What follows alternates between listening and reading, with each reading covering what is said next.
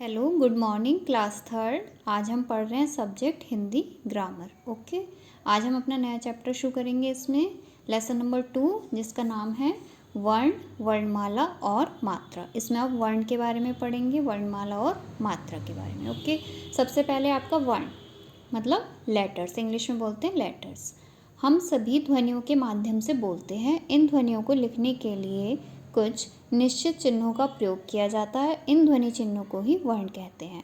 जो हम अपने मुख से बोल रहे हैं, है ना, तो कुछ हम किसका यूज़ करते हैं, ध्वनि निकालते हैं, है ना, आवाज़ निकालते हैं। तो उनके लिए जो चिन्ह निर्धारित किए गए हैं लिखने के लिए, तो उनको क्या कहते हैं, हम वर्ण।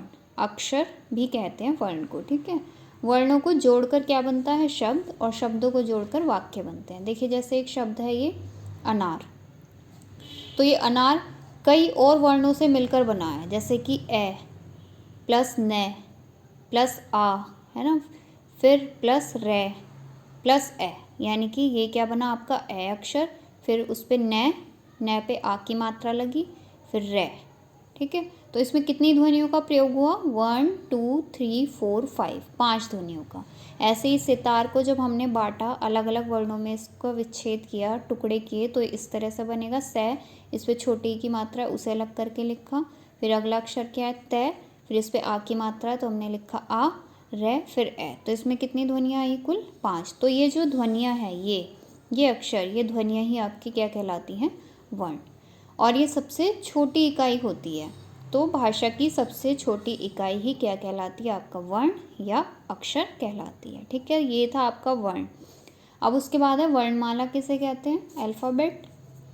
भाषा के सभी वर्णों को निश्चित क्रम में, जब हम हमारी जैसे हिंदी भाषा है, उसमें जितने भी वर्ण हैं ऐ से लेकर ज्ञ तक, जब उन्हें एक निश्चित क्रम में मतलब लाइन वाइज लगाते हैं, जैसे सबसे पहले आता है ए, फिर आ, फिर छोटी ई, बड़ी ई, इस तरह से लिखते हैं ज्ञानी तक, तो उसको क्या कहते हैं, हम वर्णमाला। ठीक है, जब हम भाषा के सभी वर्णों को निश्चित क्रम में रखते हैं तो उससे क्या बन जाती है, पूरी वर्णमाला। ऐसे इंग्लिश में जैसे आपके लेटर हैं ए बी सी डी, जब इस तरह से सीक्वेंस में लिखते हैं A B C D A to Z, तो वो क्या कहलाती है, आपकी अल्फ़ाबेट। ठीक है, ये फिर हैं वर्णों के भेद कितने होते हैं, उच्चारण के आधार पर, मतलब बोलने के आधार पर हम वर्णों को 2 भेदों में बांटते हैं, स्वर और दूसरा है आपका व्यंजन। देखिए, सबसे पहले स्वर, जिसे इंग्लिश में वोवल्स बोलते हैं आप। स्वर ध्वनियों का उच्चारण करते समय किसी अन्य वर्ण की सहायता नहीं ली जाती। जब हम स्वर बोलते हैं तो हम किसी और अक्षर की सहायता नहीं लेते हैं, मतलब ये इनका जो उच्चारण है वो स्वतंत्र रूप से होता है। और इनकी संख्या कितनी है, 11। कौन कौन से होते हैं हिंदी में स्वर, ए, आ, ई, उ, री, ए, आए, ओ, औ। तो ये जितने भी हैं ये आपके क्या हैं, स्वर। ऐसे इंग्लिश में वोवल्स होते हैं, वो 5 होते हैं, ए, ई, आई, ओ, यू। ऐसे हिंदी में आपके ये सब क्या हैं, स्वर हैं। फिर स्वर के भी भेद होते हैं, स्वरों को भी बांटा गया है। उच्चारण में लगने वाले समय, मतलब इनके उच्चारण में, इनको बोलने में कितना टाइम लगता है, कितनी पावर लगती है, उसके आधार पर इनके 2 भेद होते हैं। एक तो होता है ह्रस्व स्वर और एक होता है दीर्घ स्वर। पहले पढ़ते हैं ह्रस्व स्वर क्या है, जिन स्वरों को बोलने में कम समय लगता है। जैसे कि देखिए, इन 11 में से भी कुछ स्वर क्या हैं, ह्रस्व स्वर हैं, और कुछ दीर्घ। ह्रस्व स्वर वो हैं जिनको बोलने में कम टाइम लग रहा है, जैसे ये 4 हैं, ए, ई, उ, री, आप इन्हें जल्दी से बोल देते हैं। ठीक है, और जैसे जिनमें मात्रा लग रही है तो थोड़ा टाइम लगता है इनको बोलने में, आ, ई, उ, है ना, आए। तो ये कैसे हैं, आपके दीर्घ स्वर। देखिए, दीर्घ स्वर जिन स्वरों को बोलने में ह्रस्व स्वर से लगभग दुगना, मतलब डबल टाइम लगता है, उन्हें क्या बोलते हैं, हम दीर्घ स्वर। ये 7 होते हैं, आ, ई, उ, ए, आए, ओ, औ। ठीक है, 4 आपके ह्रस्व स्वर हैं और 7 आपके दीर्घ स्वर हैं। फिर आता है आपका मात्राएं। हिंदी में स्वर जो हैं वो 2 प्रकार से लिखे जाते हैं। एक तो अपने मूल रूप में, जैसे वो लिखे हैं ए, आ, ई, इस तरीके से, और एक हम व्यंजन के साथ मात्राओं के रूप में लिखते हैं। जैसे कै के साथ आ की मात्रा लगी तो ये क्या बन गया, का। कै के साथ ई की मात्रा लगी तो क्या बन गया, की। तो जब स्वरों को हम व्यंजनों के साथ लिखते हैं तो उनके चिन्ह प्रयोग किए जाते हैं, इन्हीं चिन्हों को हम मात्रा कहते हैं। जैसे ये हमने इसके साथ, व्यंजन के साथ ये वाली मात्रा जोड़ी तो हमारा कौन सा अक्षर बना, का। तो ये जो मात्रा है, जो चिन्ह है, इन्हीं को क्या बोलते हैं हम? मात्रा।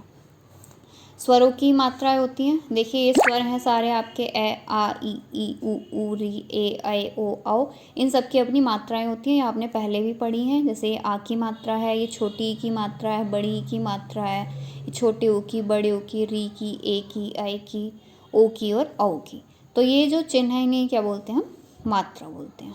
और स्वरों में सबकी मात्राएं होती हैं सिर्फ ए अक्षर को छोड़कर। ठीक है, ये मात्रा आपको सबको पता होनी चाहिए ना, लगानी आनी चाहिए कि ये आ की है, छोटी ई की है, बड़ी ई की मात्रा, छोटे ओ की मात्रा ऐसे लगती है, बड़े ओ की मात्रा ऐसे होती है। ठीक है, उसके बाद देखिए हम आते हैं व्यंजन पर। कॉन्सोनेंट्स, व्यंजनों का उच्चारण स्वरों की सहायता से किया जाता है। मतलब हम व्यंजनों को किसके साथ बोलते हैं? स्वरों के साथ लगा के बोलते हैं। इनके अंत में अ की ध्वनि होती है प्रत्येक व्यंजन के उच्चारण में। और जो व्यंजन है उनकी संख्या कितनी है? 33। स्वर कितने थे? 11। ये आप सबको लर्न होने चाहिए कि स्वरों की संख्या कितनी होती है? 11, और व्यंजनों की संख्या होती है आपकी 33। उसको भी 5 उसमें डिवाइड किया जाता है, जैसे कै, खे, गे, घे, ड़ै। इसका एक क्या वर्ग बन जाता है? इसको बोलते हैं कै वर्ग।